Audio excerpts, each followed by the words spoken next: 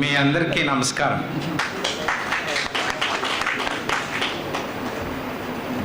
నా మాతృభాష తెలుగు అయినా నేను కర్ణాటకలో పుట్టి పెరిగి కన్నడం చేరిపోయింది మా తెలుగులో. కాబట్టి నేను తెలుగులో మాట్లాడితే మీరు అంతా ఇష్టపడరేమో, ఎలాంటి కన్నడం మిక్స్ అయిపోయింది. Be that as it may, it is a great day for me. I addressed several meetings in this memorial hall. Again today I am in this memorial hall. When I came to the trust secretary's chamber, I handed over one of my books to him, and also to my long time advocate friend Vidyasagar garu, the senior advocate of Hyderabad High Court. Meanwhile, Parthasarthi garu entered the chamber. Before handing over a book to him, I put a condition. If you are going to get it translate to Telugu, then only I will give it to you. There was a publisher. Meanwhile, Vidyasagar garu offered that I will bear the cost of translation and also give an amount of rupees 10,000. You go ahead with it. And readily the publisher has agreed. I gave my oral consent. I agreed to put my daskat on a written contract also.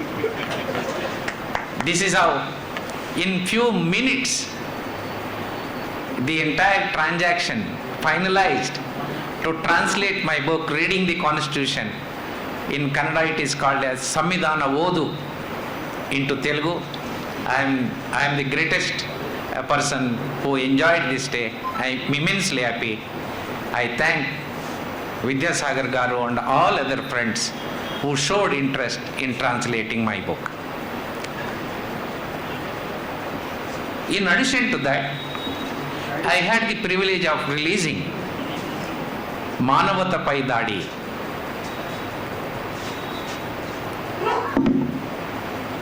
In many number of functions in Karnataka, whenever book releases came, I used to say, world has seen many number of great revolutions. Every revolution had brought about a certain amount of change.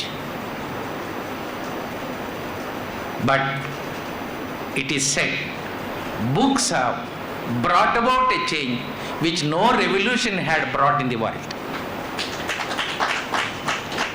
That is the reason why till today Ramayana, Mahabharata, Quran, Bible are influencing the people.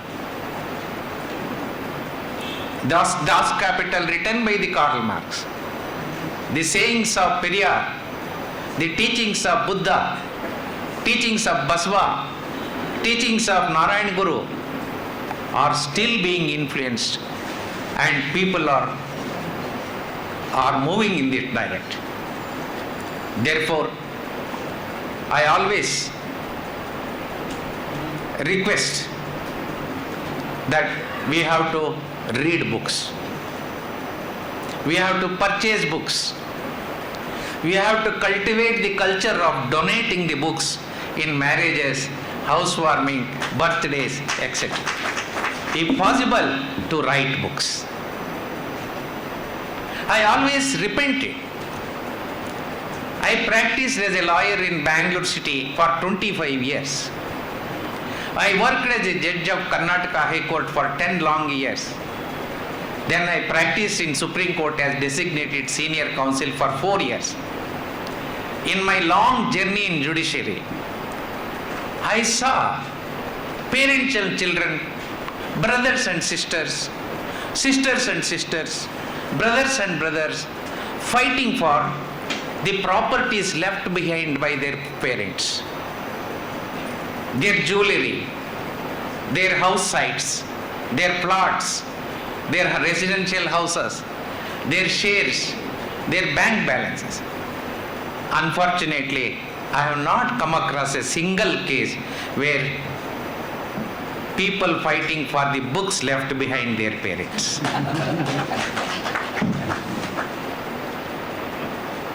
Even now, I pray, let that day come to Indian judiciary where people fight for the books left by their parents. Having said so, friends, the topic of the day is very, very important, very timely.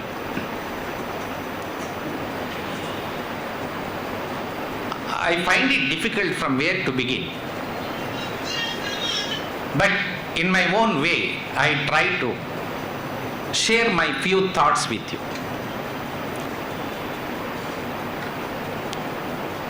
Some people came to India at one point of time in search of food.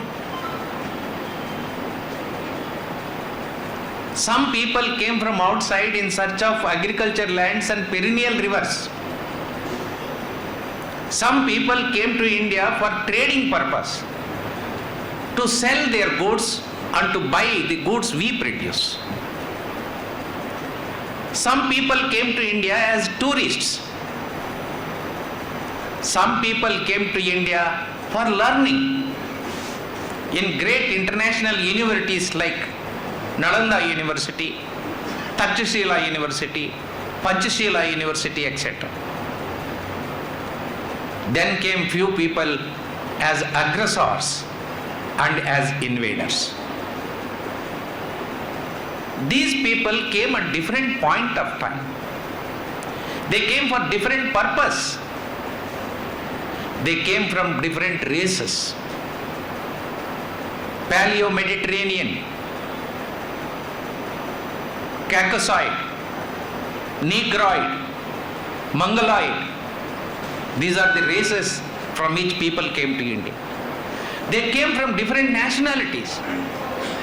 Huns came, Turks came, Arabs came, Khiljis came, Tughlaqs came, Sultans came, Mughals came, French, Dutch, British, Portuguese.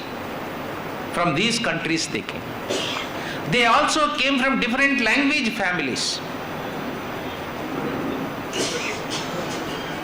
They belong to different religions. People who are in India, they belong to Hindu religion.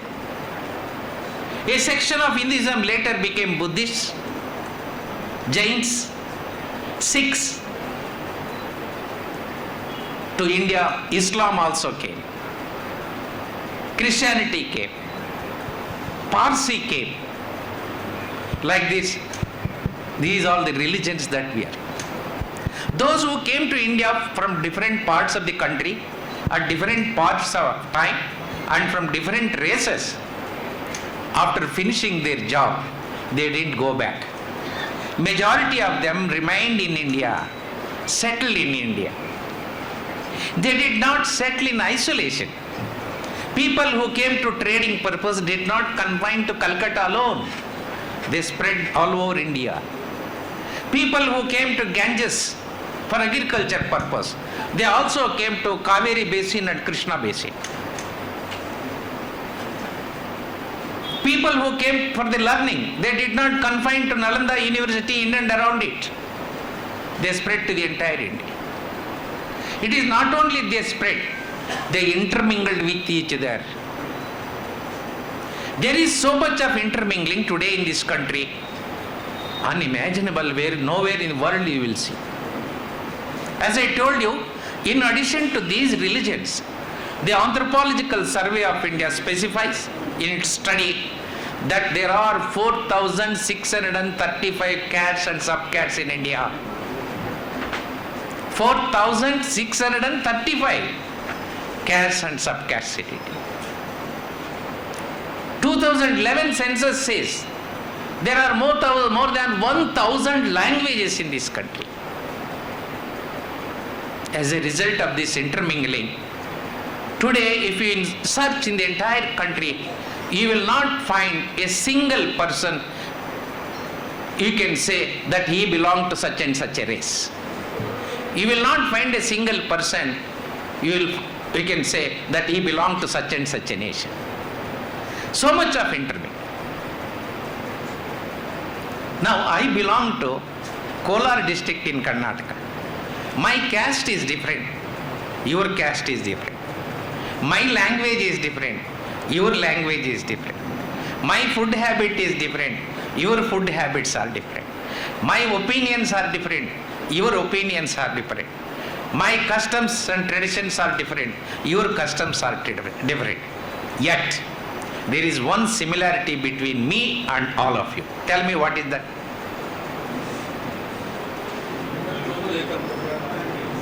Humanity. Nine. Just look at me. What is my color? What is my color? Same color. Is it black? No? Shall we come to one particular understanding? Light black? Okay? 99% who are sitting here and me are of the same color, same built up. I am 71 years, little baldy. My brother, young friend, if you reach my age, you will be a full head shape.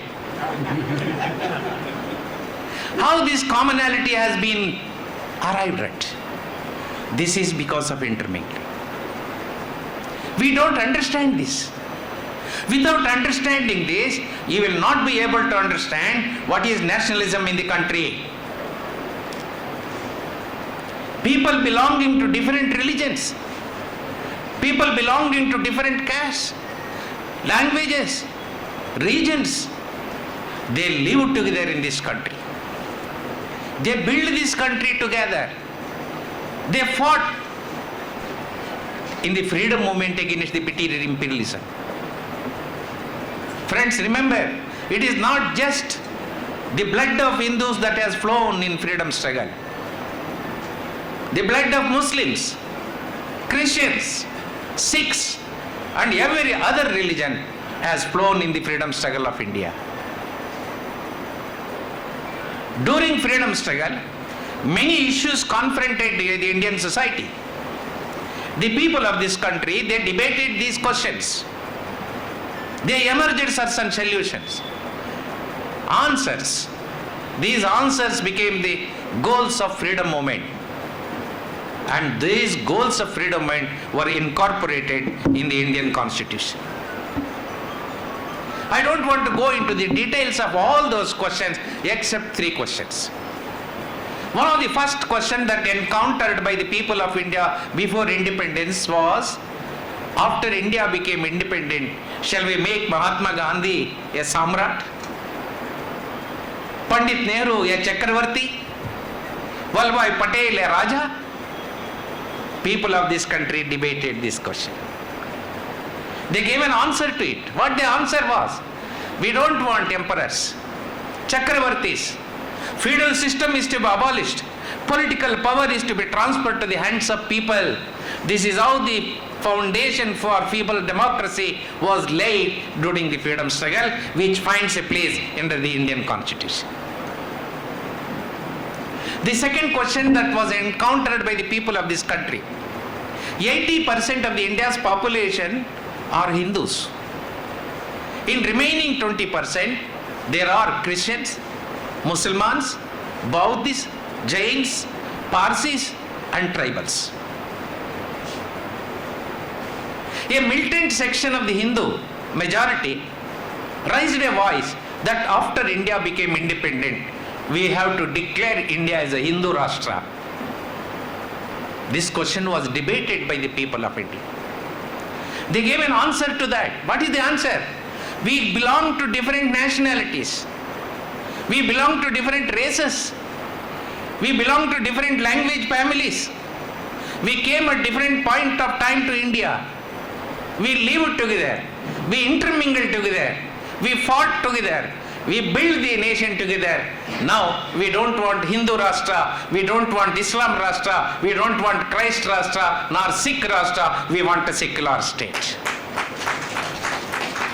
This is how the concept of secularism was imbibed into the Indian constitution. The third question that came up for consideration is, after India, shall we build India on the basis of merit? Muscle power? Money power? This question was debated and discussed. They gave an answer. The goal of Indian freedom movement is to establish an equal society. If we want to establish an equal society, different sections of the society are required to participate in the nation building. But religion is coming in the way. Caste is coming in the way. Then how do you involve? We people of this country debated and they have given answer. By following the path of social justice, we can involve all sections of the society, all religions, all castes, and we can build the nation. That is how the philosophy of social justice came to be embedded in the Indian Constitution. There are other few questions, but I don't want to deal with that. This is how the people's democracy, secularism, social justice came to be incorporated in the Indian Constitution. Friends, this constitution came into effect way back in the year 1950. In 1947, we got the independence. By accepting the world's biggest written constitution, we became republic in 1950. In our constitution, it is specifically stated. I don't want to deal in detail article wise. Fundamental rights guaranteed under Chapter 3 of the Indian Constitution is not just confined to one religion, not confined to one caste, not confined to one region. The fundamental rights guaranteed under the Indian Constitution in Chapter 3 are extended to all citizens in this country, irrespective of religion, caste, race, place of birth, language, gender. All are entitled under Article 14 for certain protections. All are equal under the eye of law. All are extended the equal protection under law. All are provided equal opportunity under the law. This is how the pluralism came to India and came to be protected. It is not just the fundamental rights, fundamental duties and constitutional remedies that we are enjoying today are not only to one or other caste, to the whole nation, for all citizens of the country. This is how the pluralism came to be protected in this country.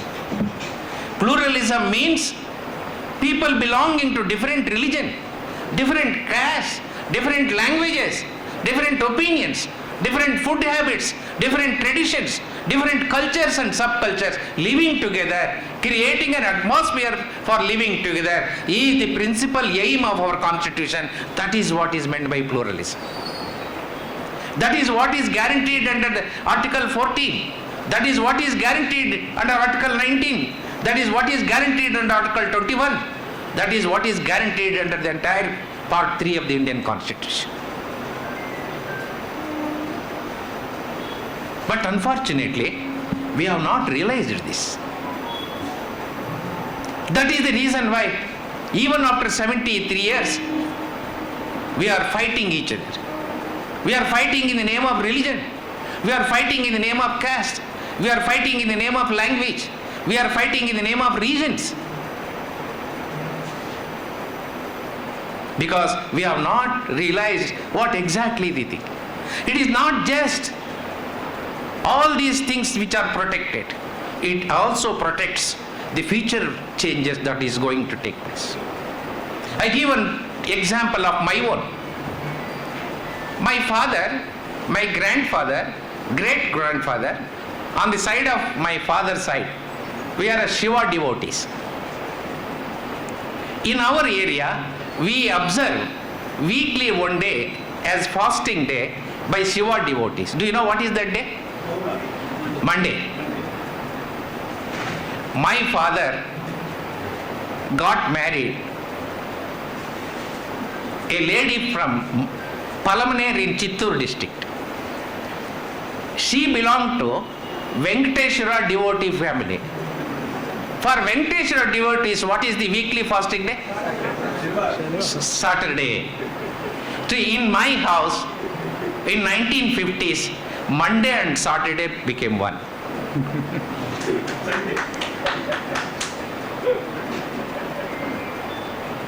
We were children. My mother, when came to my father's house, my grandmother was no more. My grandfather was no more. She was the only lady in the house. She is a self-rected woman. Her writ is to run in my family. Whatever she says, everybody has to command, obey. That's how she has some authoritarian this thing. Do you know what she did when we were children? Slowly, she shifted our Monday fasting day to Saturday. All my cousins in my village observe Monday as the fasting day. In my house, what is the fasting day? Saturday. This is one side. I completed my LLB degree in 1977.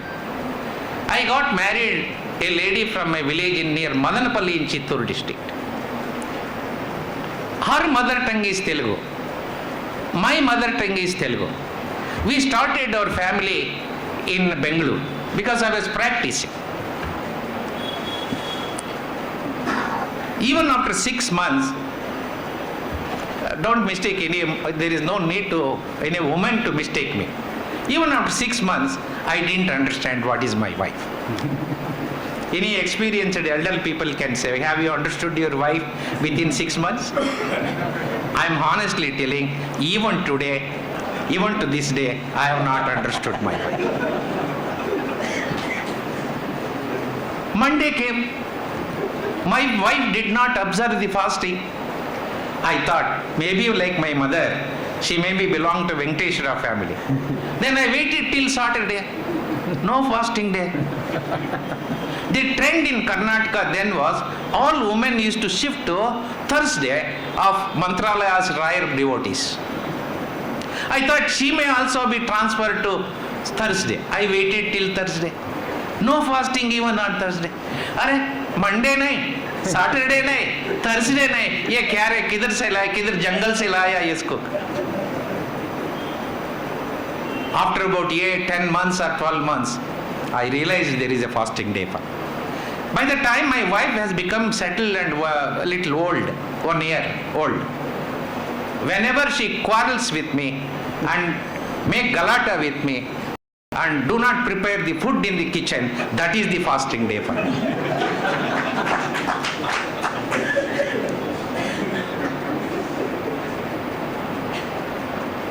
This I told you because when my mother shifted the fasting day from Monday to Saturday, when my wife did not observe the fasting day at all, we did not quarrel.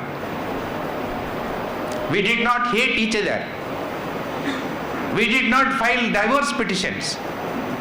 We loved each other. We respected each other. We accommodated the feelings of each other. Today we are having children and grandchildren. This is tolerance in India. If this tolerance can happen in my house, why not in my district? Why not in my state? Why not in my country? Today, intolerance is rampant in the country. If you have beards, I hate you. If you eat mutton biryani, I hate you. If you have certain dress, I hate you. If you put your nama, I hate you. Everything is hate, hate, hate, hate. But that is not the thing that is taught. That is protected. That is preserved under the Indian Constitution. But unfortunately, we fail to read our Constitution, understand the Constitution, imbibe the constitutional values, and practice the constitutional values in our day-to-day life.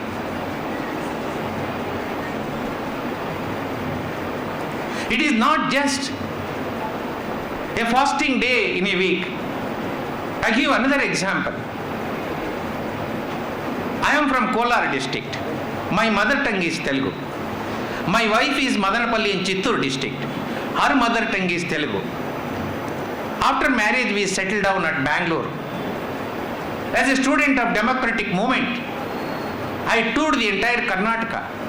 To reach the Kannada people, I learned delivering speeches in Kannada. Slowly I started writing books in Kannada. I have written 20 books in Kannada. I also started talking Kannada with my wife. Friends, I am honest in telling, today in my family, to my children, mother tongue is not Telugu, it is Kannada. If I say this, there will be a lot of clapping in Karnataka, but no clapping in Andhra. All that I want to say is that we change our languages, we change our fasting days, we change our dresses, we change our customs, we change our food habits, all these protected under the Indian Constitution. Without understanding this, we are resisting this transformation. Even in 21st century, we are talking of orthodoxy, which has spoiled and ruined us some hundreds and thousands of years. We have not realized. You can't stop this. History from hunting stage till today, man is only moving forward. Here and there may be some setbacks, but you can't give a full stop for change. Change is eternal. Change in every field is eternal. We will not stop at this stage. I don't know what is the future of my granddaughter. What is the future of my grandson? How do they live? Where do they live? What they eat? How they marry? No. You can't stop all these things. But still, people are advocating to practice certain things which are age-old and outdated. It is only a futile exercise. The friends from communal front and friends from fundamental forces may only succeed temporarily, but it is not possible to give a stop to these changes. This we have to understand. That is how secularism has come into our constitution. Unfortunately, we did not implement our constitution. We did not understand our constitution in its right spirit. I give only simple 3 examples. From 1950 till today, we are talking of democracy in this country. We are debating about democracy in this country. We are discussing about democracy in this country. Right from my school days till now, I am hearing about discussions about democracy. The entire debate and discussion in the country about democracy corners around 3 important things. 1, holding elections from time to time. Exercising vote by the men and women who are entitled to exercise vote. Exercising vote to a candidate of our own choice. Whoever gets majority, they form the government and give rule for 5 years. This is all what we debated in these 73 years about democracy. According to me, under the Indian Constitution, democracy means and includes political democracy, economic democracy, and social democracy. In these 73 years, we only debated about political democracy. We failed to debate about economic democracy and social democracy. We failed to link the political democracy to the economic democracy and to the social democracy. That is the reason why whenever election comes in India, emotional issues dominate, not the issues relating to our life. अरे मंदिर issue आता है, मस्जिद issue आता है, ये river issue आता है, कारगिल वार आता है, चीना भारत वार आता है, पाकिस्तान इंडिया वार आता है, अनएम्प्लॉयमेंट नहीं आता है भाई. Farmer committing suicide is not debated at all. Industrial crisis is there, we are not debating. Day in and day out people are dying. Atrocities on women, atrocities on Dalits is rampant. We are not debating these issues. That is the reason why we failed insofar as the democracy is concerned. We fail to understand in its real perspective. Therefore, a debate is to be discussed and generated where political democracy is to be discussed with economic democracy and social democracy. They are to be interlinked. That is the need of the hour. Whenever debate about secularism, including judiciary, we fail to understand what is secularism. In the last 4 years, after writing this book, reading the constitution, I conducted a campaign in the state of Karnataka. I toured the entire state. I visited all the districts in Karnataka. I might have delivered about more than 700 lectures in these 4 years. More than 2.5 books written by me in Kannada are sold. Samvidhana Odu. But I was shocked to see. Whenever I posed a question to the students and teachers, when I asked them what is meant by secularism, equal treatment of all religions is secularism. No. This is not the correct definition of secularism under the Indian Constitution. Separation of religion from politics is secularism. State shall not have its own religion is secularism. State shall not discriminate among religions. The programs, the planning, policies, the law, the rules made by the state shall not be influenced by any religious prescriptions. Such a type of political system is called as secularism. But we fail to understand. Secularism is not anti-religion. Please remember this. Secularism is not anti-religion. But unfortunately, what is going on? Religious heads, Matadipatis, Swamijis are contesting elections, getting elected, becoming chief ministers, parliament members, central ministers and state ministers, and there is a big queue in every state in the election field by the Swamijis. This is not a healthy development. This is not secularism. I am not for a moment telling that all Swamijis are bad. There are noble Swamijis, good Swamijis who are teaching morality to the society, who are sowing the seeds of morality and naitikate in the society. But mixing politics with religion is very dangerous. We fail to understand. Having said so, then what is dharma? What is religion? Every religion at its commencement had taken its birth to address the human issues, to wipe out the tears from human eyes, to resolve the problems of human beings. When Balita Samskriti was rampant in India, when yagas and yagnas were rampant in India, do you know what is meant by yaga and yagna? It is not just inciting a fire. During the course of conducting yaga and yagna, the king can take away whatever that is required, food grain, sheep, cows, goats, ghee, everything from farmers without paying compensation. To give bali, they can take animals, they can also take human beings. Against these yagas, yagnas and bali samskriti, Jainism has taken its birth.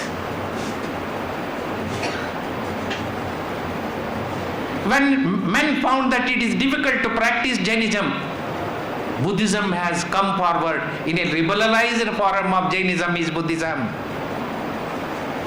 In the same lines, we see the birth of Sikhism. This is how. Again, a slave system in Europe.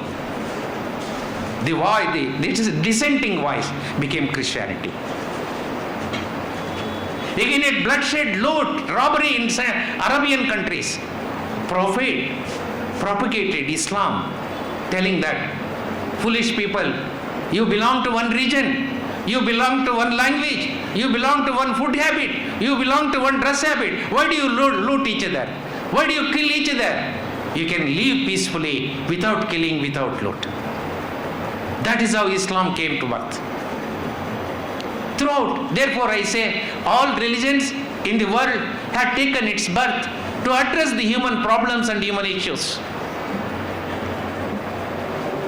Therefore, it is not necessary that we should be anti-religious. Therefore, in Kannada it is called Damanakke Olagada Janara Dwaniye Dharma. The voice of oppressed is the religion. This is how religions are. Therefore, we need not be anti-religious. When religion comes, you leave it to him. It is his personal affair. My wife is a pure vegetarian. I am occasionally vegetarian. She is a devotee of a god. I don't pray, I don't devote. I am not a devotee. But we are living together. If this is possible in my house, why not in a country? Why not in a state? Why not in our society? Therefore, secularism is not anti-religion. Therefore, we need not be anti-religion. But the danger lies here. When religion is undemocratized, that leads to fundamentalism. What is meant by undemocratization of religion? It is difficult to define, but I will give two examples you will be able to understand. In Kashmir, more than 92% of Kashmirians are Muslims.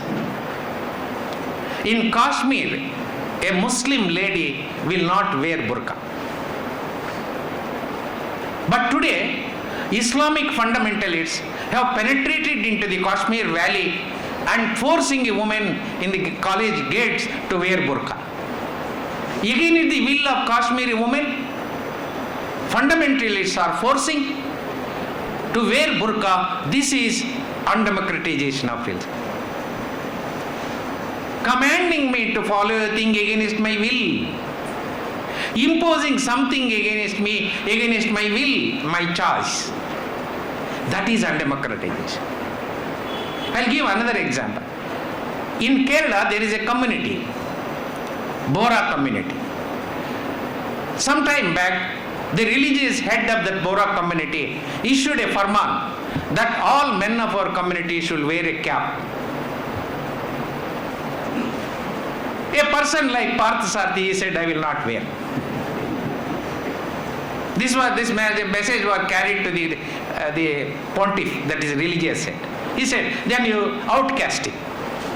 Yes. Parthasarthi is outcasted. What do you do with his wife?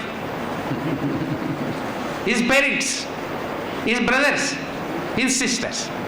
Is it not dividing husband and wife, parent and children, brothers and sisters?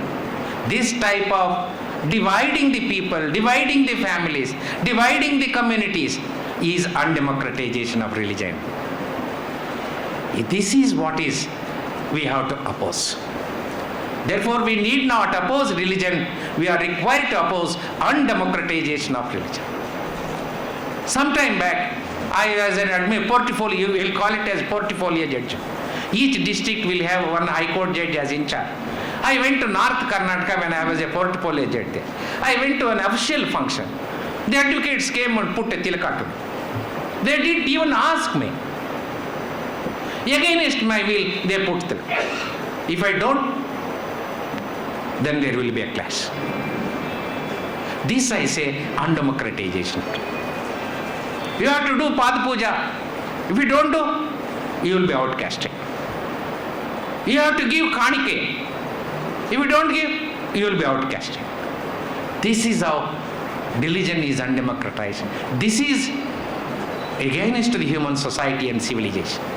This is what is required to be opposed today. If that is the religion, if this is the fundamentalism, and then what is communalism? Religion and politics mixes that produces the communalism. A king is expected to rule the country by addressing your problems, by solving your problems, by providing some remedy to you. For some reason or the other, the king failed in his duty. People suffers. People will not keep quiet. People revolt against such a type of king. They ask the king to get down. But the king who has seen the taste of power, pleasure, enjoyment, he refuses to vacate that seat. But he is unable to face the people. Therefore, he goes to a Swamiji and requests Swamiji, Swamiji, you have to save me. Keeping backside the king, Swamiji comes in front of the people and tells, for all your problems, your karma, your papa, your punya, your narka, your swarga. It is not the king, it is the shapa of God. It is the curse on you. Here, religion mixes with politics. This cocktail of religion mixing with politics produces the communalism. This is what is happening today.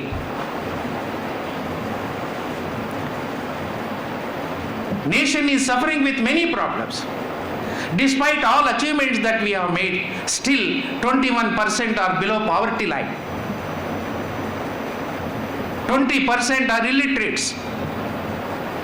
Unprecedented unemployment in the last 50 years. Farmers are committing suicide.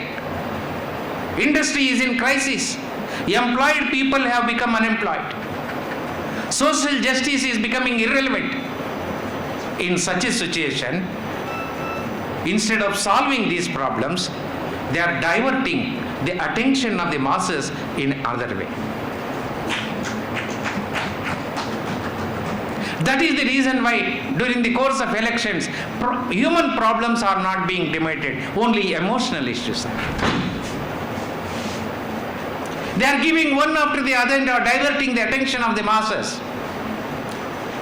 7-8 years back, I heard in the newspapers and I read in the newspapers, Bhagavad Gita is to be made national epic. The whole nation revolved around it and debated. After 6 months it went back. Then they came forward, Gar Wapsi. We revolved around it. Then we debated it. That went back. Then they came, Love Jihadi, beef eating, cow launching, Hazab, Halal, Hazan. Friends, if we don't resist these things, if we don't give agenda to them, there will be another issue like this emotional issue in another 15-20 days. Therefore, this is the type of thing that it is going on. Therefore, a time has come where we have to debate and discuss how to provide an agenda for the enemy, agenda for the communal forces, agenda for the fundamental forces. It is an unfortunate development in Karnataka coastal area. It is not just Hindu fundamentalism that is working. Islamic fundamentalism is also working. In one voice, whether it is Islamic fundamentalism or Hindu fundamentalism, whether it is Islamic communalism or Hindu communalism or Christian communalism, we are required to condemn and combat.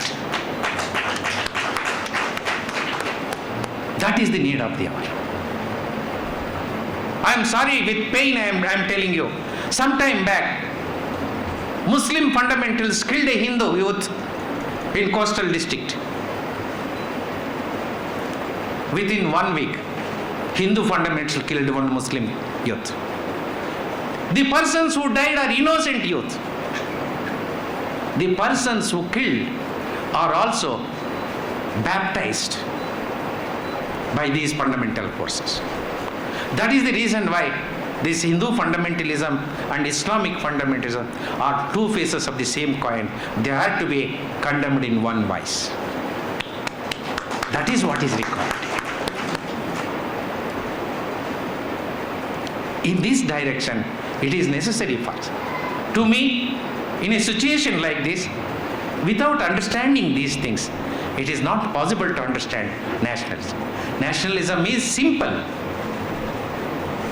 People belonging to different religions, different languages, different castes, different regions, different faiths, different opinions, different customs, different cultures, living together. Living together as brothers and sisters, living together as friends. Even to this day, friends, I am honestly saying, 95% of Hindus love Muslims. 95% of Muslims love Hindus. They respect each other. They accommodate each other. They transact each other. Can I go as a Hindu from Hyderabad without eating Muslim biryani? क्या बोलता है साहब? Is it possible? This is India. But we have not realized it. Therefore, the need of the hour is that we are all required to follow the path of Constitution, whether Hindu, whether Muslim. It is not just debating in a hall like this, debating or discussing in a air-conditioned theater like this. No, this is necessary. In addition to that, we have to get into action. I give two examples which really made a very big impact on me. A couple of years ago, in a part of Bangalore city, communal riots took place. Muslim fundamentalists want to demolish a Hindu temple. Muslim young youth formed a human chain around the Hindu temple and protected from Islamic fundamentalists. Recently, in our adjacent district in Gulbarga, Hanuman Jayanti procession was taken. They planned to attack a masjid. Dalit youth formed a chain and protected a masjid from the Hanuman Jayanti processions. This is the type of action-oriented thing is necessary. In doing so, all that I request, we maybe belong to different parties, different ideologies, different castes, different religions. Let all of us follow the path of Constitution. That is the right path according to me. Let us retain our identity. Today, several organizations have come together in organizing this function. Let these organizations keep their own identities. But when the issue of nationality comes, when the issue of democracy comes, when the issue of farmers committing suicide comes, when the issue of communalism comes, let all of us come together. Let us come together to fight these communal forces and fundamental forces.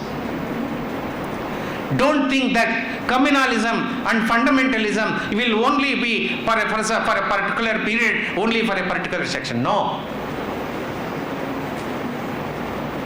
These forces are not only dividing the people, they are building permanent walls between the people. They are sowing poison among the minds of people. They are creating mistrust among them. If this type of continues, a civil society cannot run. Where there is communal disturbances, communal riots and communal killings, friends, remember, it will have a serious impact on economic growth and social growth. Nobody will come forward to invest in India when communal riots are going on here. If investment is not there, then there will be no development, no growth, no employment opportunities. We will be pushed back economically. When we push it back economically, we will also be simultaneously pushed socially. When unemployment increases, please remember, it will not just remain as unemployment. It also leads to increase in crime rate, leads to increase in theft, leads to increase in corruption, leads to increase in prostitution, leads to increase in drug addiction, leads to increase in committing suicides. Therefore, communalism cannot be simply be ignored. This is the time where our future lies. Friends, in these 75 years of independent India, we made certain good achievement. Today, we are in a stage of losing what we have achieved. Therefore, only if you retain what we have achieved, then you can expect some improvement and development. Therefore, this issue of communalism and fundamentalism has a close link with economic and social issues. Therefore, a time has come. This is not the time where we are required to keep silent. I don't know how to translate in Telugu, but Viray, you please, I will tell in Kannada and you just try to follow it very clear. This is not the time to keep silent. In 1945, during Second World War, whoever questions the Hitler, criticizes, whoever expressed dissenting view to the Hitler, the Nazi army used to search and they used to finish them.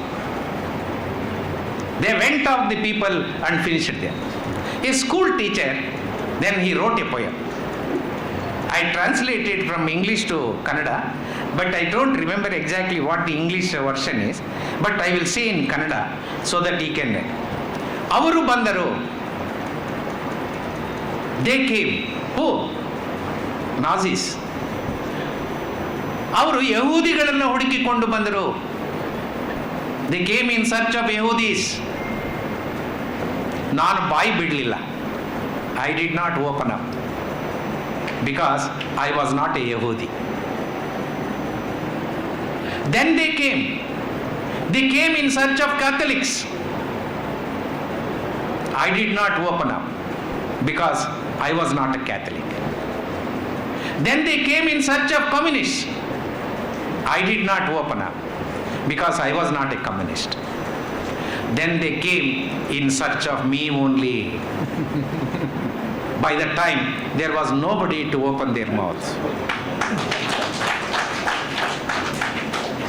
These days are not far away from you and me. Anytime we are going to face this situation. Therefore, this is the time where we are all required to raise our voice. Raise our voice in tune with our constitutional path. Raise our voice in the basic features of the Indian Constitution. Let us keep identity. Let us join for united struggle. This is the time for united struggle. This united struggle is not just election struggle, my friends. It is not just election struggle. An ideological struggle.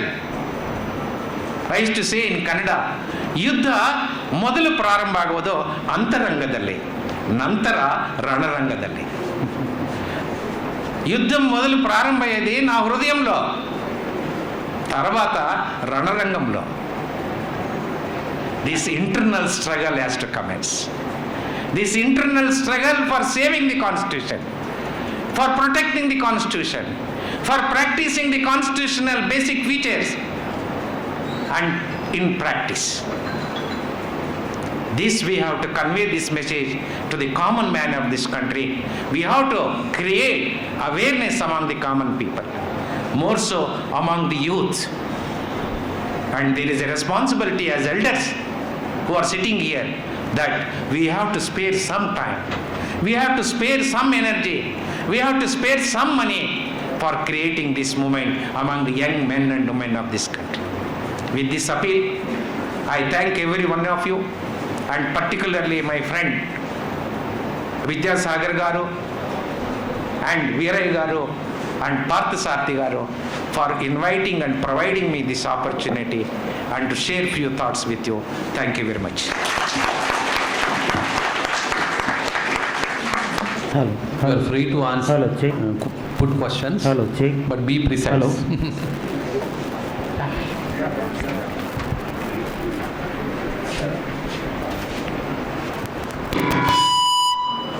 Hello, check, check. Hello.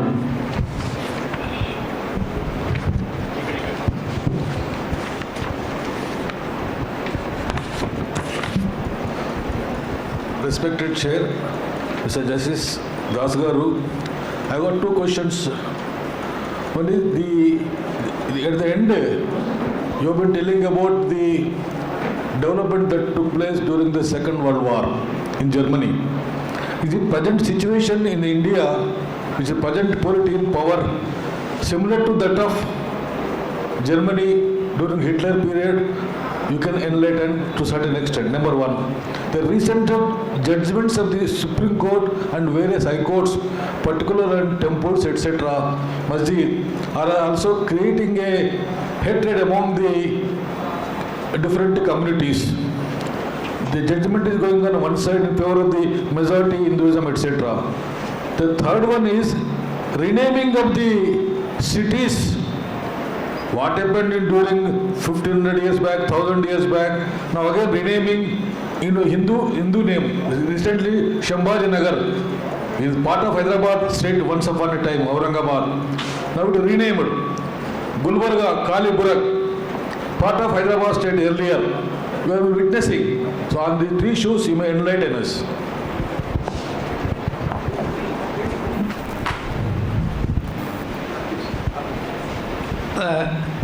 Every rule will have an exception. One person, only one question. Second thing is, no sub-question. Third thing is, no narration, brief question. In possible simplest terms. Insofar as your first question is concerned, I told what is the condition in the society. I also told what is the condition in Second World War in Germany. What is the answer given by a poet. Now it is for you to draw the conclusions and not for me to tell. That is my answer to the first question. The second question is, I respectfully agree with you that certain judgment of the Supreme Court failed us, disappointed us. People of the country, we had immense faith, are now starting eroding that faith because of these type of judgments. But I have not lost my hope. This situation was there in Indian judiciary even in 1975 when internal emergency was imposed. But the judiciary in the later days rised again. I am of the confident that we are moving in a this thing, what we call, I call it in Kannada as Kandaka. Kandaka means a dark path, but at a distance I am seeing a light. I have not lost my hope. I think the judiciary will overcome this situation and will protect the constitution and protect the nation is my firm view. Insofar as your third question is concerned, yes, these type of things which were of 1,000 years old, hundreds of years old, will crop up suddenly like this, because there is a saying, when you cannot employ the youth for construction, somebody will employ the youth for destruction. When unable to answer our unemployment, agriculture crisis, industrial crisis, our food, what is the price of gas today? What is the price of petrol today? What is the price of food grains today? How a common man has to lead? Our ruling government say, no answer to it. Then what do they do? They want to continue for divert your attention. Therefore, there is a Roman saying, when you cannot provide bread to the people, show them the circuses. This circus is going on, my friend, in this country. We have to overcome that. Yes. Sir, Shubhodayam. Excuse me for two questions, brief questions. One, మీ పేరు కూడా చెప్పండి. నేను Narahari retired principal oriental college. తెలుగులోనే అడగండి. తెలుగులో అడగమంటారా? సరే, మీరు మీ ప్రసంగంలో ఏమొచ్చిందంటే ఇతర దేశాల నుంచి రకరకాల వాళ్ళు వచ్చారు కదా, వారు వచ్చే కంటే ముందు ఇక్కడంతా హిందువులు ఉన్నారు అని అన్నారు. నేను దాంతో అంగీకరించాను. ట్రైబల్స్ ఉన్నారు కదా, చెంచులు, రకరకాల వాళ్ళు ఉన్నారు. వాళ్ళ హిందూ అసలు వాళ్ళ ప్రకృతి తప్ప మతం కాదు వాళ్ళది హిందూ. అంటే మీరు చెప్పిన దాంట్లో ఇతర దేశాల వాళ్ళు వచ్చేసరికి ఇక్కడ హిందువులు గణనీయంగా ఉన్నారు. In a considerable number maybe, but not all are Hindus. Number 1. Number 2, మొన్న హనుమత్ జయంతి సందర్భంగా, ఊరేగింపు సందర్భంగా దళిత యువకులు మసీదును కాపాడారు. మీరు చెప్పింది ఫ్యాక్ట్. బాధాకరం ఏమిటంటే దళితులు ముందుకొచ్చారు, మిగిలిన వాళ్ళు రాలేదు. హిందువులలో ఉండే దళితేతరులు ముందుకు రాలేదు. అది బాధాకరమైన విషయం. Thank you. Again there is a deviation. I am repeatedly telling one question per head. These two elderly men crossed that. One asked 3 questions, another asked. Be that. Number 1 is, when in my discourse I said, in India earlier there were Hindus. When I say Hindus, I did not mean that there were no tribals. There were also tribals. These majority tribals, they say, we are not Hindus, we are not Muslims, we are not Sikhs, we are not Christians. Therefore, they maintain their own independent identity throughout the country. I agree with that. If that type of message has gone, I correct it. That is one. Second thing is, I also agree, but we must be proud that a section of Hindu who are Dalits have protected it. Let that be a inspiring fountain for all other Hindus to protect and come forward such. Yes.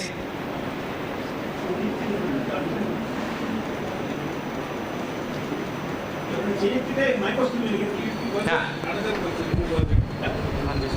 Let them finish. Sir, thank you very much for the incredible speech, sir. It was very inspiring.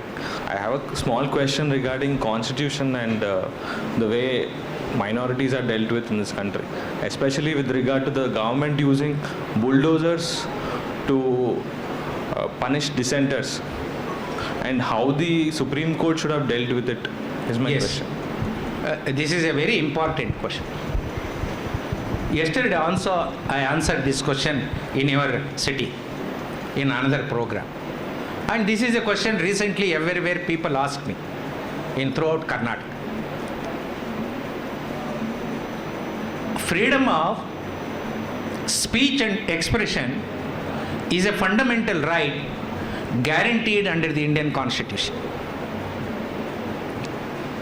The High Courts and the Supreme Court, interpreting this provision, Article 19(1)(a), they said freedom of speech and expression includes freedom to express my own view, freedom to express dissenting view, freedom to criticize you, freedom to question you. It goes on saying freedom to keep silent is also freedom of speech and expression. As a part of it, participation in a democratic movement is also a part of freedom of speech, freedom of association.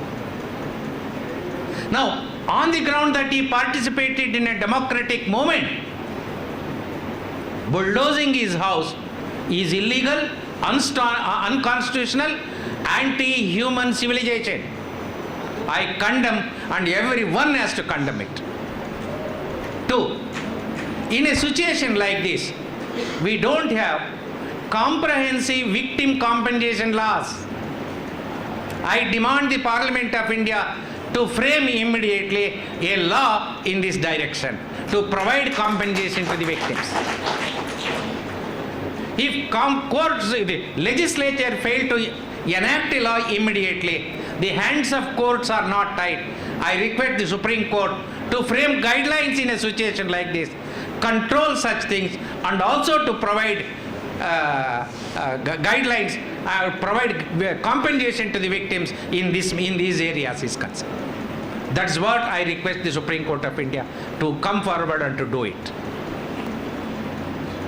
Yes? Please. Udhar Dev, mic.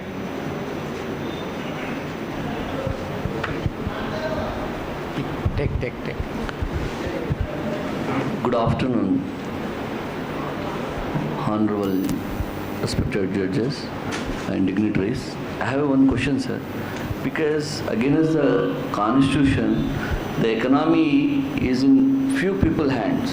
So when constitution is written, economy should not be in few people's hand.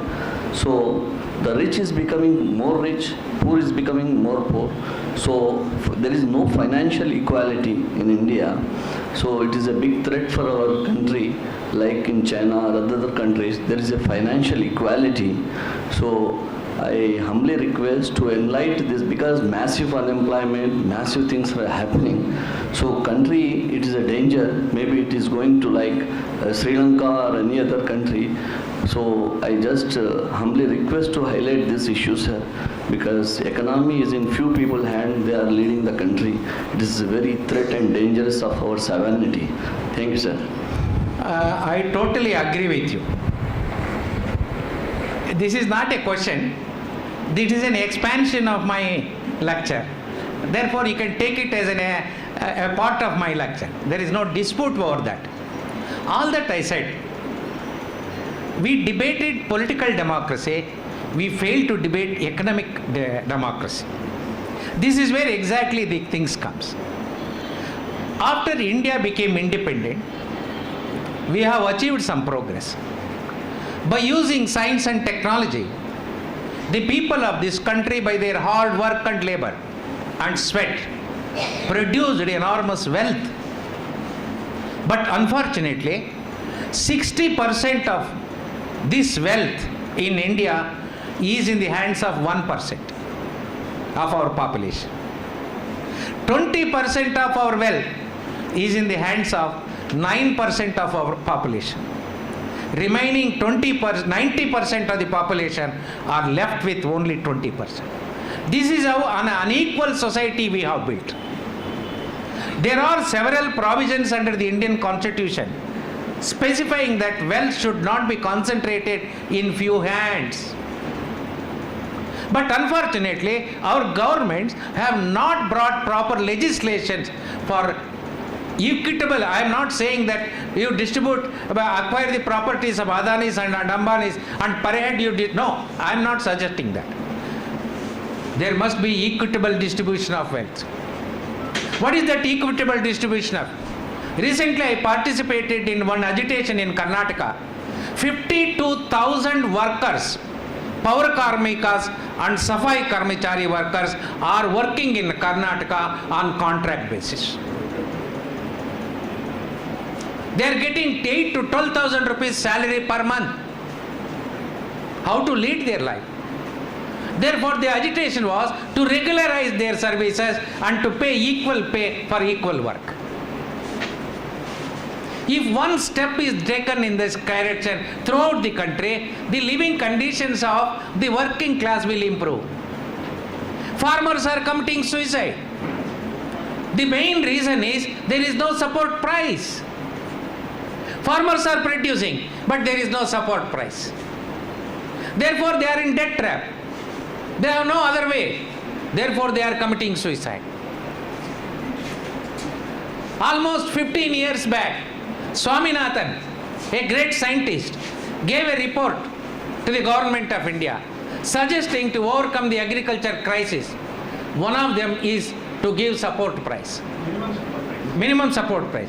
Till today, the government has not opened that report. You open that report. You accept that report. Implement that report.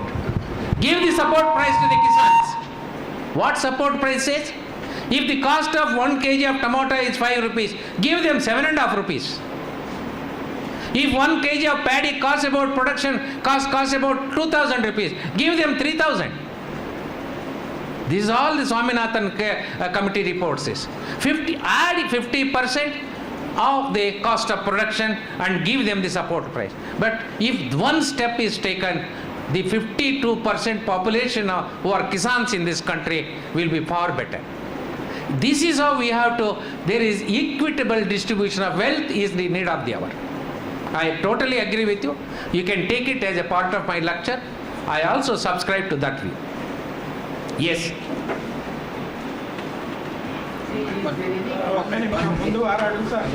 Please.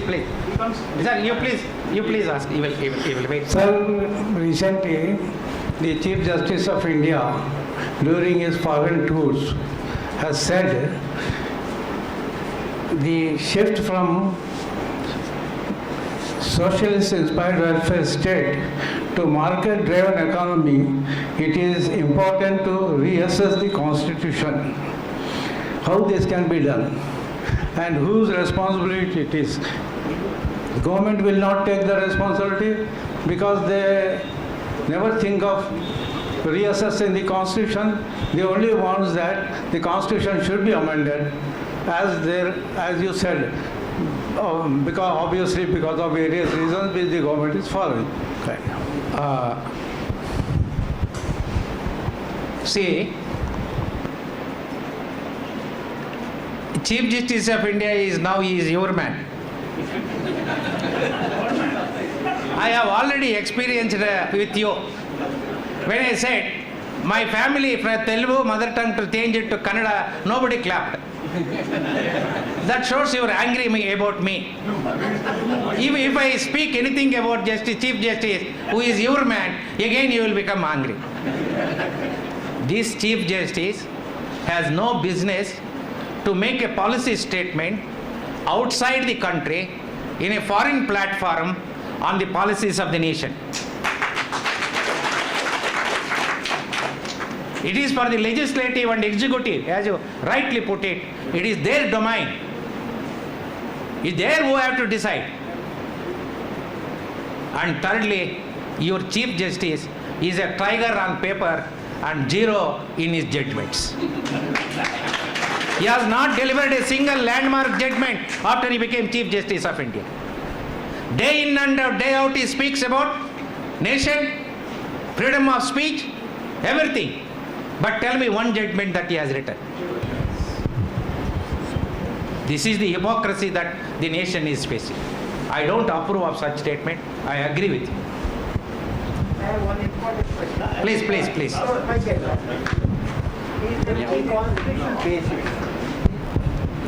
My question is there any constitutional basis to provide livelihood security? This is an important point because I am in the farmers movement, and then there are many in the country who are on the margin, and then their livelihood security is being constricted with every decision of the government recently in the economic realm. So is there any constitutional basis to prevent or reverse it? Yes. Friends, remember, no article in the Indian Constitution specifies what are its basic features. But for the first time, the Supreme Court of India in 1973, in Keshavananda Bharati's case, propounded a theory called the basic features of Indian Constitution. They listed basic features. Thereafter, several judgments came on the same line. They went on adding to the list of basic features. Now, I don't want to go into all those details. The courts have declared building welfare state is one of the basic features of Indian Constitution. The Supreme Court further said these basic features are untouchable and unamendable. No matter which government comes, what majority they enjoy, they are not empowered to amend these basic features. Welfare state is one such basic feature which is provided under the Indian Constitution. What is meant by welfare state? More and more responsibility to the government to provide the basic needs of common man. What are the basic needs of common man? My food, my health, my education, my transport. These are the basic features of common man's need. Therefore, there is an obligation on the part of the government to provide these basic needs to the common man. And as you said, in that we can bring about the security of common, food security of common. Undoubtedly, Constitution provides for it, but our governments have to do the job. Yes. Please provide mic there. Hello, Your Honorable Justice. The present issue is lifting the freebies, whether it is affect the society. Victims of? Lifting the freebies.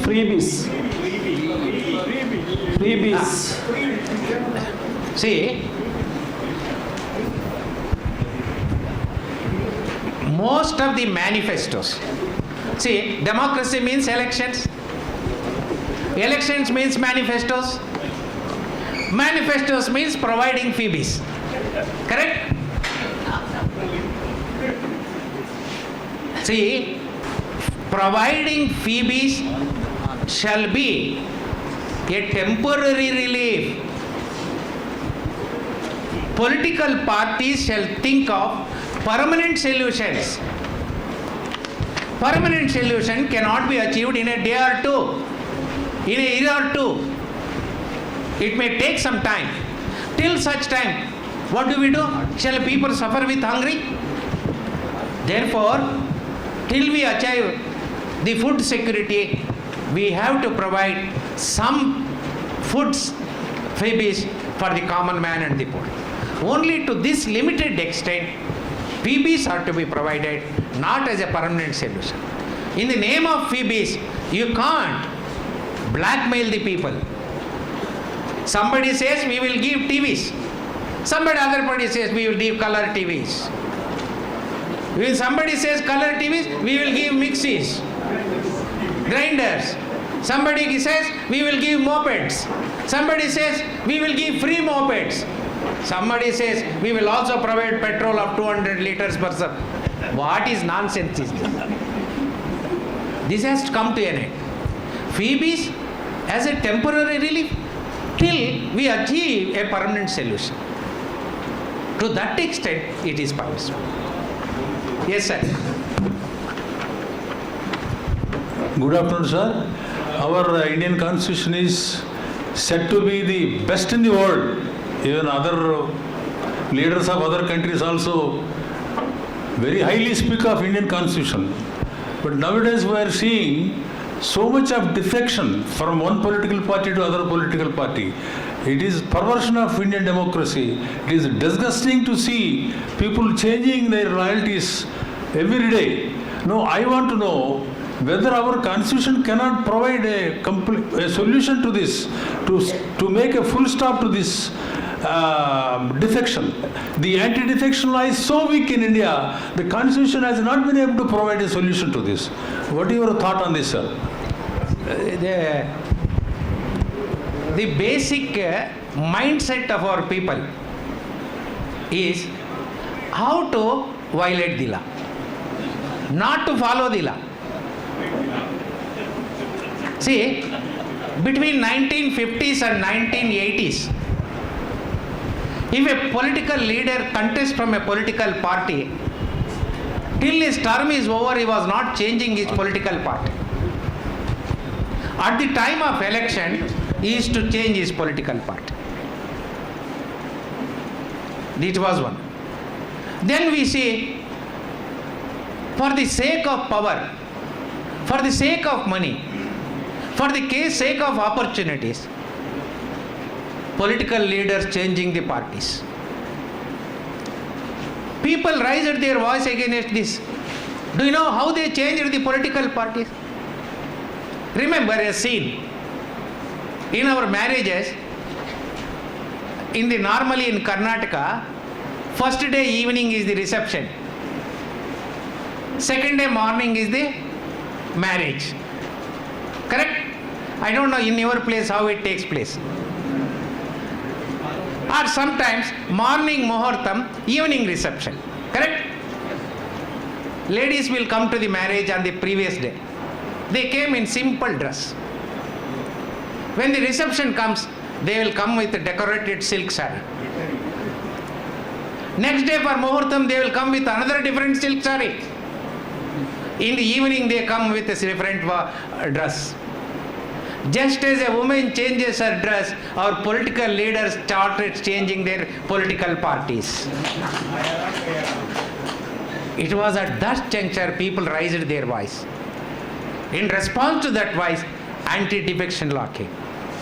It worked for some time. Now, the version is different. What is the version? The version is, they don't defect, they tender resignation. Impose by-elections on you, spend money, use religion, use caste, again get re-elect. It happened in Karnataka. 18 MLAs resigned. A government which is having the majority became minority. A minority political party became the majority. Out of 18, 15 people have won the by-elections. This is the mockery of democracy. Therefore, I have suggested in my writings as well as in my speeches and articles that simple amendments to Representation of People's Act and Anti-Defection Act will not solve the problem.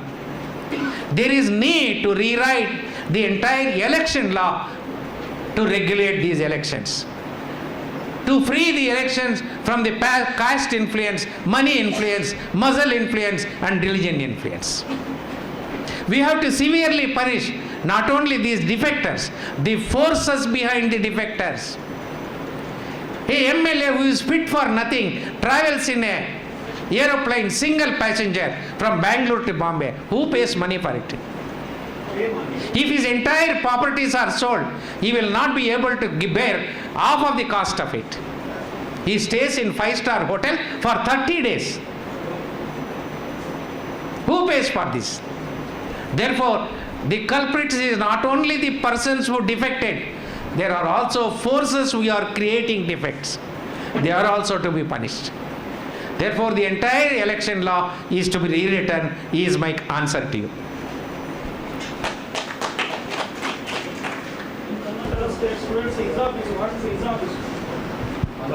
Honorable Nagamohan Das garu, adoption of constitution in Indian history definitely a progressive step. But in its implementation, how do we find what are the forces that are coming in the way to stop and reverse it and go in a regressive way? Very important question according to me.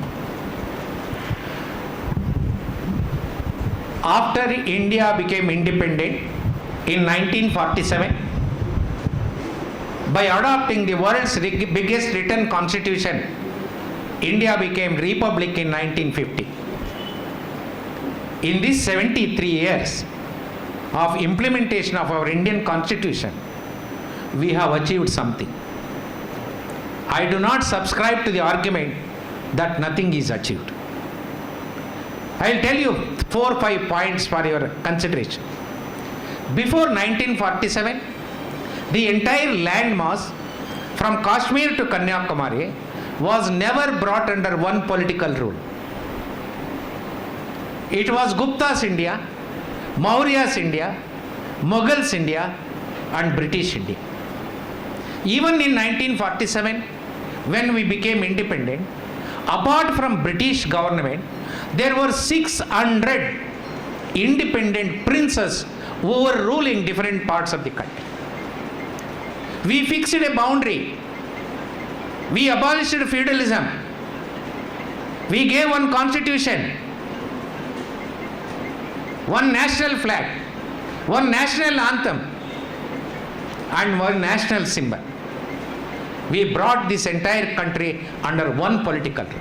If real India is created, according to me, it is only after the Indian constitution came into implementation. This is no small achievement. Having abolished feudalism, we established democratic institutions. We established parliament.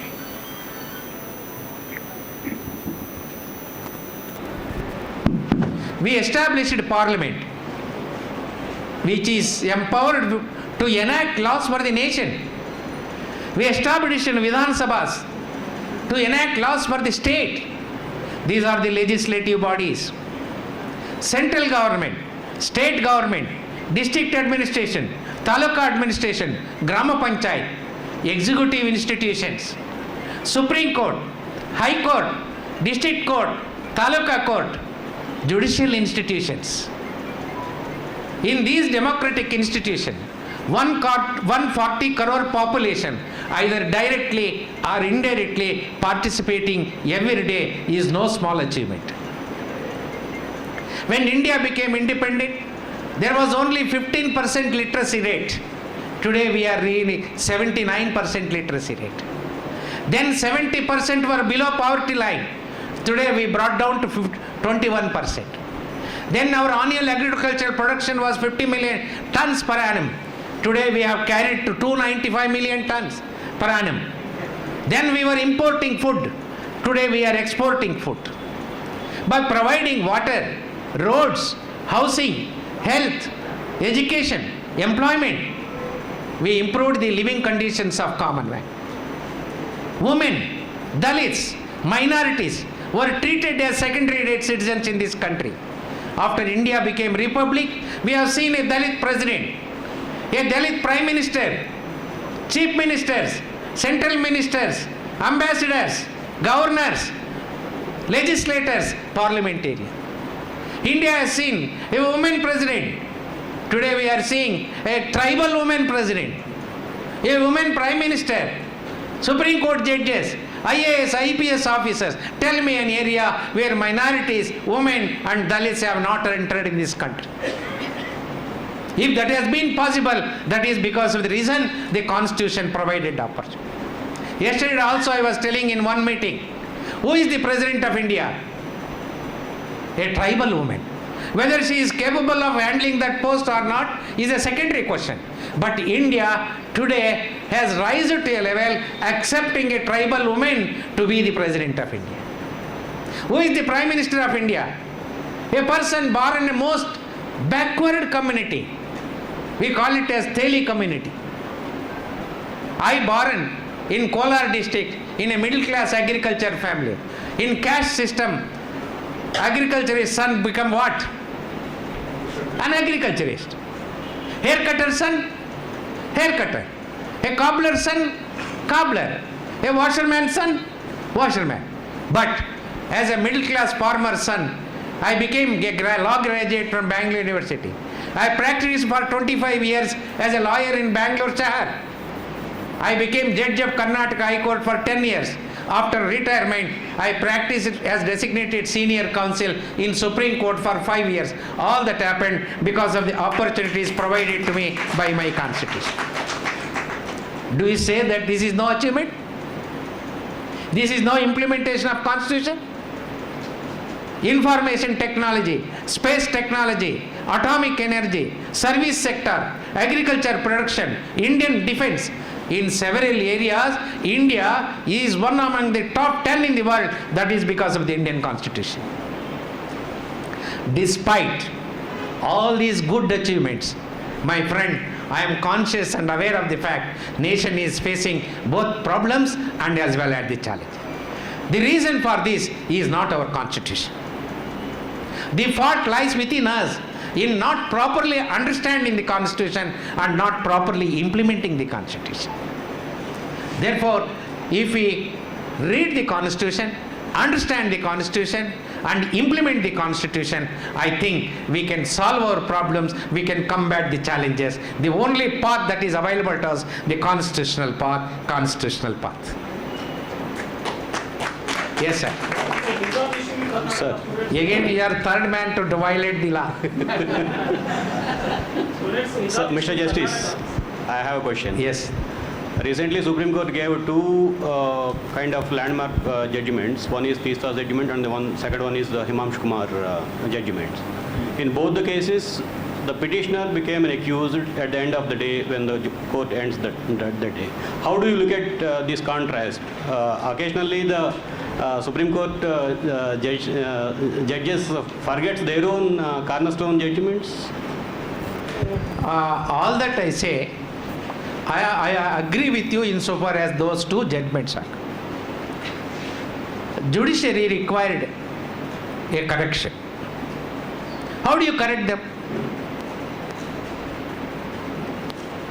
Subjecting their judgments to a democratic criticism.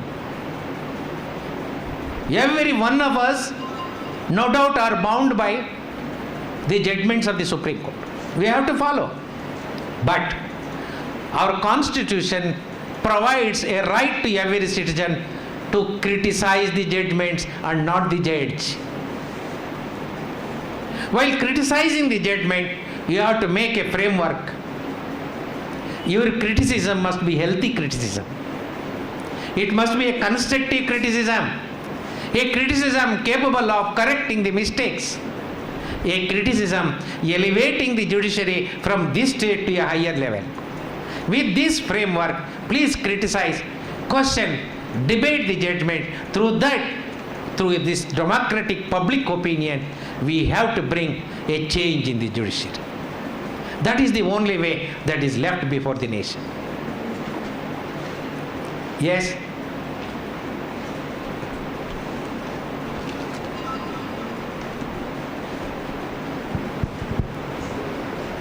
Sir, in Karnataka state, students is wearing the hijab issue. What about consequences? In Karnataka, I spoke widely on this issue. Papers also reported widely my point of. Behind hijab issue in Karnataka, Hindu fundamentalist forces are there. Islamic fundamentalist forces are also there. I told during that time, I visited Mangalore when the agitation was going on. I said, keep these two fundamental forces outside the college campuses. Within 24 hours, you will find solution for Azam. As long as we don't take this crucial step, coercive step in keeping away these fundamentalists, be that it is Islamic or Christian or Hindu fundamentalists, they are to be kept out of the colleges' campuses. That is the only way. That is the only answer.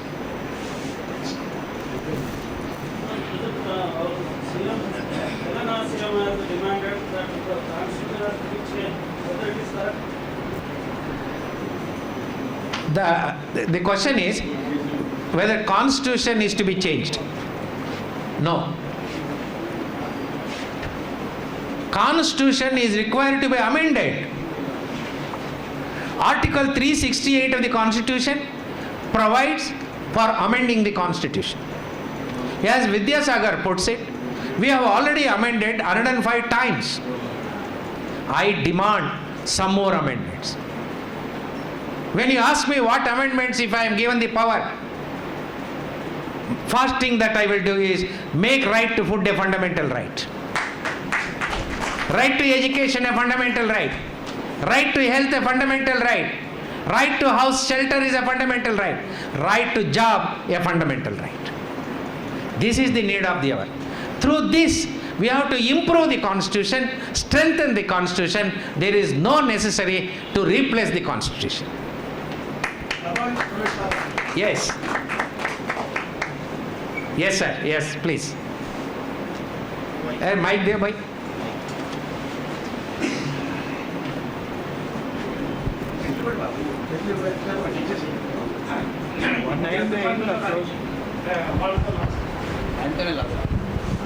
నమస్కారం అండి, నేను retired head మాస్టర్ని.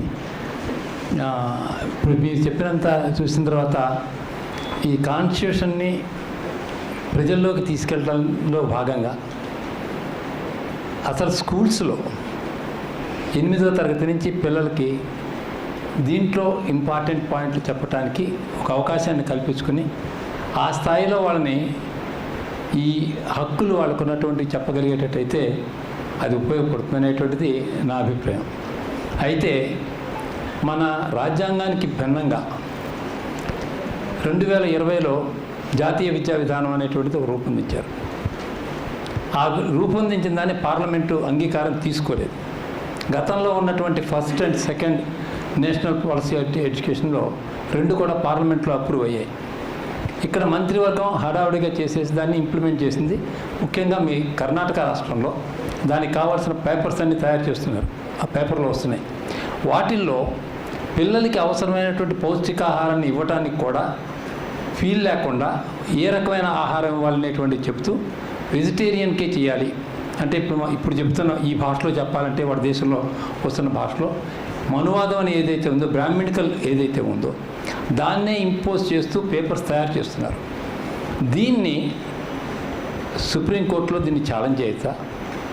అలా చేయకపోయేటట్టయితే రాబోయే పుస్తకాల్లో ఇందాక మీరు చెప్పిన ఇన్ని ఇతర దేశాల నుంచి వచ్చిన వాళ్ళతో కలిసిన ఒక అద్భుతమైనటువంటి భారతదేశాన్ని కేవలం హిందూ భారతదేశంగానే మిగతా పుస్తకాల నుంచి అన్ని చాప్టర్లు తీసేసే ప్రయత్నం కూడా జరుగుతుంది.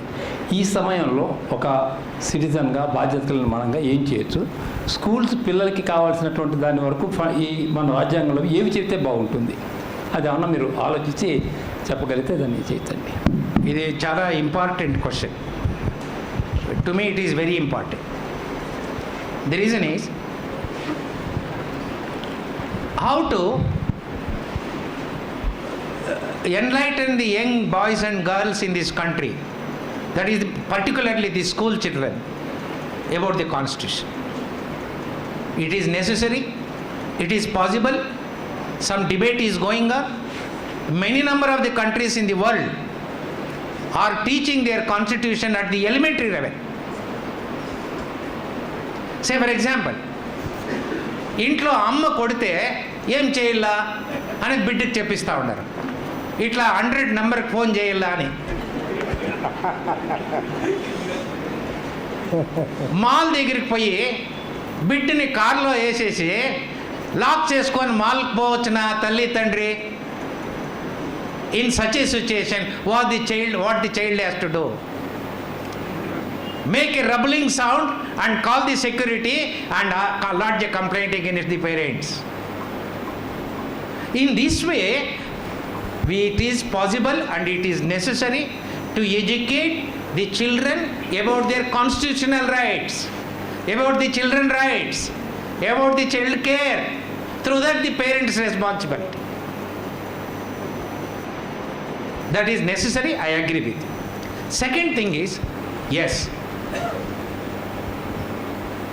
some of the communal forces are penetrating into the field of education and prescribing certain things in the curriculum is very dangerous.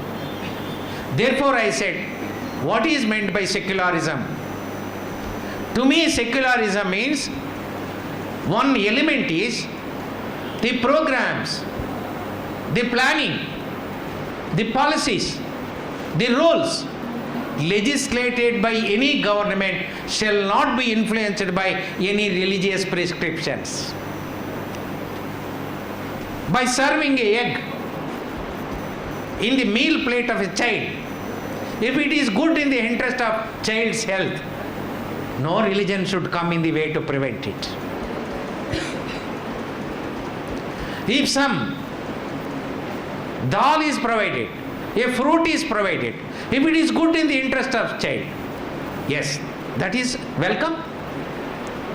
Because of certain religious practices and beliefs, if a child don't want to take the food, don't force that child. Allow the child to have their own choice. I am not saying that 100 child will have 100 choices. No, give them limited 2-3 items of vegetarian and 1 item of non-vegetarian. With this we have to move. All that we have to see is the influence of religious scriptures in making the policy of the state should be cut down. When that is achieved, everything will be okay. Because he broke the law. Yes, it is possible. It is open under the constitution because courts do not, the constitution do not subscribe to such type of narrow looking, either the framing of the curriculum is concerned or the framing of the food policy is concerned. We can question. Yes. Sir, please enlighten us with regard to linking of the voter card with the Aadhaar, and does it affect the privacy of the citizen of India? Well, it is not necessary to debate. Already much has been debated, but all that I say, not necessary. Not necessary to link. Thank you. Thank you. There should be some end in interfering with our private rights. That is going on like anything. Even what is the relationship between me and my, if the state government can interfere, central government, where to live, my friend? No, there must be some limit for this. Please. Good afternoon. You please invite me on occasion. Hello. Hello, sir. You please invite me at your cost. Prepare a list of questions. I will come to Hyderabad. I will answer all of your questions. My lad, one question is, my doubt is that a political leader, a political party, political leader is getting pension after serving 5 years. But whereas a government servant serving of 30 years getting pension, but a political leader again electing again is getting pension. Is it justified? Is justified, I am asking. How many times they get pension? Political leaders. A political leader getting a corporator, again MLA, again MP. So many times they get pension. But whereas a government servant get pension after serving 30 years only one time pension. How far it is justified? No. Your question is not correct. Political leaders are getting pension depending on number of years that they serve. If he is only one term, one level of pension. If he has got 2 terms, another level of pension. If he has got 3rd term, another level of pension. If he has got 4th time, another level of pension. See, when I became judge and served for 10 years, I was getting very less for 10 years. Then we questioned in the Supreme Court. Wait. Then we questioned this in the Supreme Court. In one case, Supreme Court said, in case of a straightly from the Bar Association, a lawyer was appointed as the Supreme Court judge. He had hardly 5-6 years of service. He had a roaring practice. He was earning tons and tons of money. By making him his judge, he was paid only a few thousands. On his retirement, when they calculated, he had hardly served 6 years. For 6 years, what is the pension that he will get? Then they said, 10 years is to be added. Thereby it became 16 years. Because of that, High Court judges' pension also increased. When I retired in 2014, my friend, I was getting very few chips, not even to sufficient to pay the monthly rent. Because of that judgment, 10 years are added, some more pension is came, now I am comfortably living. Yes.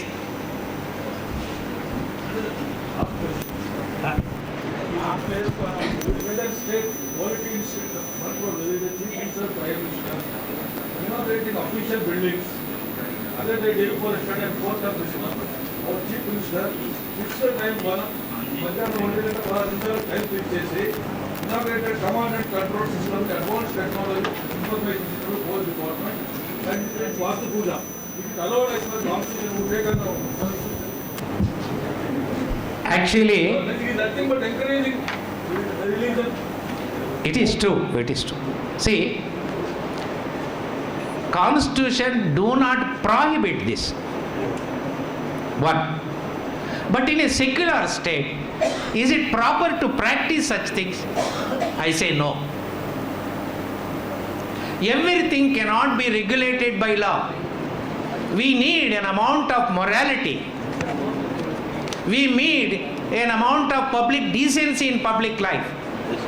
As long as that is not there. Say for example, I'll give one example how the nation is to be. In 1962, K.C. Kariyappa, a air marshal of Indian Army, air marshal. Field Marshal is K.M. Kariyappa. This is senior. I will come to that. You please bear with me for a minute. K.C. Kariyappa, Air Marshal, and few other soldiers with him were captured by Pakistani army. Then the president of Pakistan was Ayub Khan. Before India and Pakistan was divided, senior Kariyappa and this Ayub Khan were working in British Indian Army. With that affection, Ayub Khan writes a letter to senior Kariyappa, that is Field Marshal K.M. Kariyappa, saying, your son is in our custody. We are treating your son better than all other prisoners, captives. If you desire, we will release your son and send to India. Do you know what senior Kariyappa wrote? Thank you for your affectionate letter. There is no need to treat my son differently. Treat in par with all other captive soldiers. Release my son when you release all other Indian soldiers, because all captives in your custody are my children. That is the type of morality that our politician requires in public life. Everything cannot be controlled and guided by law. An amount of morality is required to be guided by law. That's Stalin did it. Yes. Only Stalin could have. Yes. It is a bit more. That is what is required. Yes. I think we have enough debate and discourse.